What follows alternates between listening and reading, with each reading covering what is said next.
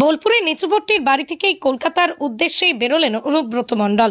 বাড়ি থেকে বেরিয়ে সংবাদ মাধ্যমের মুখোমুখি হয়ে বললেন, দিদির কাছে ভাই যাবে, ভালো লাগছে। উল্লেখ্য, আজ কলকাতার কালীঘাটে রয়েছে তৃণমূলের রাজ্য স্তরের কার্যকারিণী বৈঠক। আর সেই বৈঠকেই বীরভূম জেলা তৃণমূল কংগ্রেসের সভাপতি অনুব্রত মণ্ডল ডাক পেতেই আজ দুপুর নাগাদ বোলপুরের নিচুপট্টির বাড়ি থেকেই কলকাতার উদ্দেশ্যে রওনা দিলেন তিনি। জেল মুক্তির পর এই প্রথম রাজ্য স্তরের বৈঠক যাচ্ছেন অনুব্রত মণ্ডল। এমনকি এই বৈঠকে মুখ্যমন্ত্রীর সঙ্গে সরাসরি সাক্ষাৎকার করার সম্ভাবনা রয়েছে বলেই জানা যাচ্ছে। যদিও এই বৈঠকে অন্যান্য জেলার তৃণমূল দায়িত্বপ্রাপ্ত সদস্যরা ডাক না পেলেও কলকাতাতেই থাকবেন। তারা ডাক পেলেই ওই বৈঠকে যোগ দেবেন। তার আগেই বীরভূমে জেলার রাজনৈতিক প্রেক্ষাপটে কি হতে চলেছে, কোন দিকে গড়াবে বীরভূমের রাজনৈতিক জল, আদৌ কি বীরভূমের রাজনৈতিক সমীকরণে কোনো কিছু পরিবর্তন হতে পারে, তাই নিয়ে এখন জল্পনা তুঙ্গে।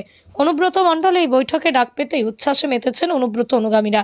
তবে আদৌ কি কোনো কিছু পরিবর্তন হতে পারে এই বৈঠকের পর, সেদিকেই তাকিয়ে গোটা রাজনৈতিক মহল।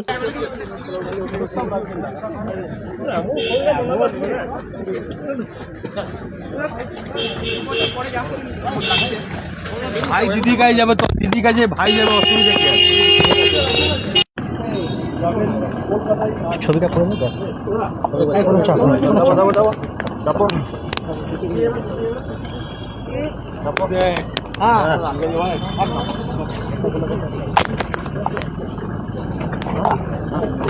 কর্মসমিতির বৈঠকে যাচ্ছেন, এই লাইনটা বলে দিতে পারেন। কলকাতায় মিটিং আছে, মিটিং এ যাবে।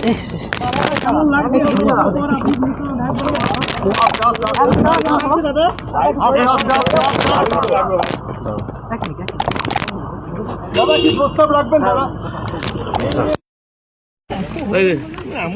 এমন মনে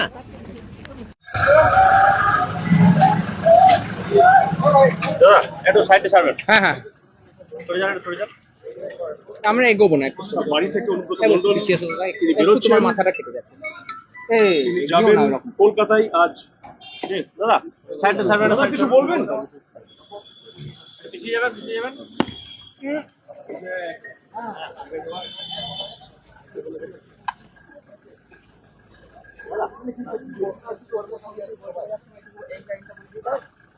আজকে কলকাতায় মিটিং আছে, মিটিং এ যাচ্ছে।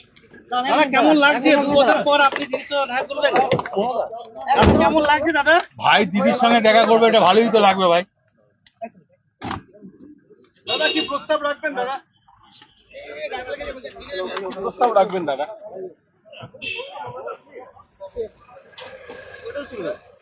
2 বছর পরে যাচ্ছেন, কেমন লাগছে?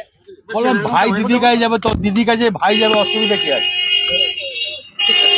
সুস্থ থাকতে কে না চায়, কিন্তু দিনের পর দিন সুস্থ থাকতে চাইলেও যেন সুস্থ থাকা আর হয়ে উঠছে না। কারণ বিভিন্ন জায়গা থেকে সুস্থ হয়ে যাবেন এমন প্রতিশ্রুতি পেলেও মেলেনি কোনো সুধা। আপনি ভাবছেন কোথায় যাবেন, কিভাবে সুস্থ থাকবেন, এমন নানা প্রশ্নের সম্মুখীন হচ্ছেন।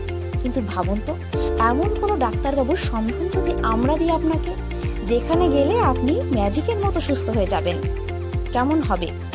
হ্যাঁ, আপনি ঠিকই শুনেছেন, চিন্তার কোনো কারণ নেই, সেই সন্ধান দেব আমরা আপনাকে। কথায় আছে ডাক্তার হলো ভগবান, তবে সেই ভগবানের সন্ধান কজন পায়? আজ আমরা এমন একজন ডাক্তারবাবুর অর্থাৎ ডক্টর সন্তুদের সঙ্গে পরিচয় করিয়ে দেব, যেখানে রোগী ম্যাজিকের মতো সুস্থ হয়ে যান। এটা কোনো গল্প নয়, এটাই বাস্তব।